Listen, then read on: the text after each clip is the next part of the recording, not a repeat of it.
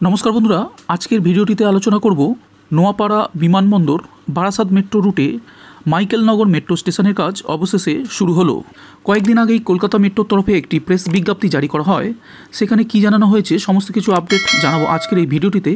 তার আগে আজকের ভিডিওটির সর্বপ্রথম বোনাস আপডেটটি হলো সঠিক সময় মেট্রো পরিষেবা না মেলায় ক্রুদ্ধ যাত্রীদের অভিযোগ, অফিসের ব্যস্ত সময়ে রোজ 15 থেকে 20 মিনিট পরে মেট্রো পাওয়া যাচ্ছে বলে যাত্রীদের দীর্ঘদিনের অভিযোগ।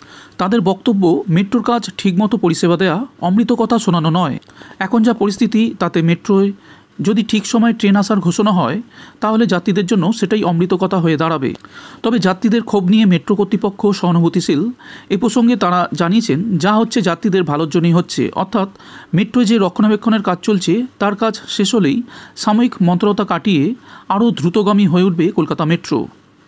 পরিষেবার সঙ্গে যে প্রাত্যহিক টুইটের কোনো সম্পর্ক নেই তাও স্পষ্ট করে দিয়েছেন তারা। মেট্রো কর্তৃপক্ষের বক্তব্য, দক্ষিণেশ্বর থেকে কবি সুভাষ স্টেশন পর্যন্ত একাধিক জায়গায় রক্ষণাবেক্ষণের কাজ চলছে, তাই দুটি স্টেশনের মধ্যে কোনো সময় স্লট করে দেওয়া হচ্ছে মেট্রোর গতি, ফলে নির্ধারিত সময়ে স্টেশনে ঢুকতে পারছে না মেট্রো। যাত্রীদের বক্তব্য, অফিস টাইমে মেট্রো দেরিতে ঢোকায় কর্মস্থলে পৌঁছাতে দেরি হচ্ছে, স্টেশনে ভিড় বাড়ছে, অত্যাধিক ভিড়ের কারণে উঠতে না পেরে কোনো সময় অনেকগুলি মেট্রো ছেড়ে দিতে বাধ্য হচ্ছেন তারা। কলকাতা মেট্রোর বিরুদ্ধে সময়ানুবর্তী না হওয়ার অভিযোগ তো রয়েছেই। যাত্রীদের আরও অভিযোগ, বেশ কয়েক সপ্তাহ ধরে শনি এবং রবিবার কয়েক ঘন্টার জন্য মহানায়ক উত্তম কুমার স্টেশন থেকে কবি সুভাষ পর্যন্ত মেট্রো পরিষেবা বন্ধ থাকছে। শনিবারও সকাল 6:50 থেকে সকাল 10টা পর্যন্ত মোট 3 ঘন্টা 10 মিনিট এবং রবিবার সকাল 9টা থেকে সকাল 10টা পর্যন্ত 1 ঘন্টা এই দুই স্টেশনের মধ্যে বন্ধ থাকছে পরিষেবা। বন্ধুরা, এর পরের গুরুত্বপূর্ণ আপডেটটি হলো, দেশের ঝুলিতে এলো আরেকটি বন্দে ভারত এক্সপ্রেস।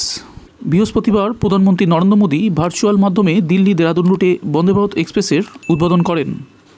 এই প্রথম উত্তরাখণ্ড কোনো বন্দে ভারত এক্সপ্রেস পেল। বন্দে ভারতের জনপ্রিয়তা এমনিতেই সাধারণ মানুষের মধ্যে তুঙ্গে। অধিকাংশ রুটেই যাত্রা শুরু করার পর থেকে হু করে বিকোচ্ছে বন্দে ভারত এক্সপ্রেসের টিকিট। সম্প্রতি হাওড়া থেকে নিউ জলপাইগুড়ি এবং হাওড়া থেকে পুরী বন্দে ভারত এক্সপ্রেসের টিকিটের জনপ্রিয়তা বিপুল, কারণ দুটি বাঙালির কাছে জনপ্রিয় পর্যটন কেন্দ্র। দেহরাদুনও অত্যন্ত জনপ্রিয় পর্যটন কেন্দ্র হওয়ায় এই রুটের জনপ্রিয়তা বাড়বে বলেই মনে করা হচ্ছে। এদিন দিল্লি আনন্দবিহার থেকে দেরাদুন রুটে বন্দে ভারত এক্সপ্রেসের উদ্বোধন করেন প্রধানমন্ত্রী মোদী। এই ট্রেনের মাধ্যমে দিল্লি ও দেরাদুনের মধ্যে যাতায়াতের সময় অনেকটাই কমে যাবে। ভারতীয় রেলওয়ের তরফে জানানো হয়েছে, আগামী 29শে মে থেকে দিল্লি থেকে দেরাদুন বন্দে ভারত এক্সপ্রেস নিয়মিতভাবে যাত্রী সাধারণের জন্য চলাচল করবে। মোট 302 কিলোমিটার পথ অতিক্রম করতে সময় লাগবে 4 ঘন্টা 45 মিনিট। বুধবার বাদে সপ্তাহে বাকি দিনগুলিতে চলবে এই ট্রেন। এবার জানাবো এই ট্রেনের ভাড়া কত। রেল সূত্রে জানা গিয়েছে, দিল্লি থেকে দেরাদুন রুটে বন্দে ভারত এক্সপ্রেসের এসি চেয়ার কারের টিকিটের দাম হবে 1065 টাকা। এক্সিকিউটিভ চেয়ার কারের টিকিটের ভাড়া হচ্ছে 1890 টাকা। ট্রেনে মোট 8টি কামরা থাকছে। এবার জানবো ট্রেনের সময়। দিল্লি আনন্দবিহার রেলওয়ে স্টেশন থেকে বিকেল 5:50 ছাড়বে। দেহরাদুনে গিয়ে ট্রেনটি পৌঁছাবে রাত 10:35। মাঝে মিরাট, মুজাফফরনগর, সাহারানপুর, রুরকি ও হরিদ্বারের দাঁড়াবে ট্রেনটি। বন্ধুরা, এবার আসছি আজকের ভিডিওর শেষ আপডেটটির দিকে। নোয়াপাড়া বিমানবন্দর বারাসাত মেট্রো রুটে মাইকেলনগর মেট্রো স্টেশনের কাজ অবশেষে শুরু হলো। কয়েকদিন আগেই কলকাতা মেট্রোর তরফে একটি প্রেস বিজ্ঞপ্তি জারি করা হয়।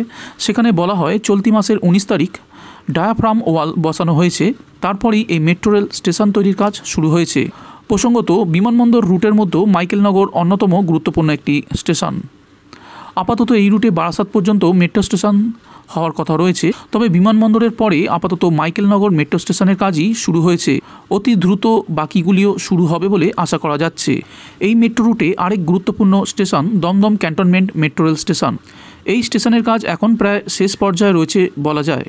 এই মেট্রো স্টেশনের গা ঘেঁষেই রয়েছে Dumdum cantonment rail station.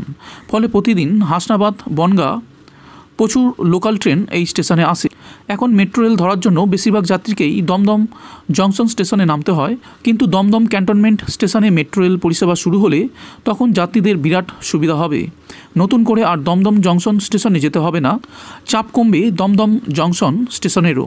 Dumdum cantonment থেকে মেট্রো নোয়াপাড়া যাবে, সেখান থেকে দক্ষিণেশ্বর এবং দমদম লাইন দুদিকেই মেট্রোতে যাওয়া যাবে।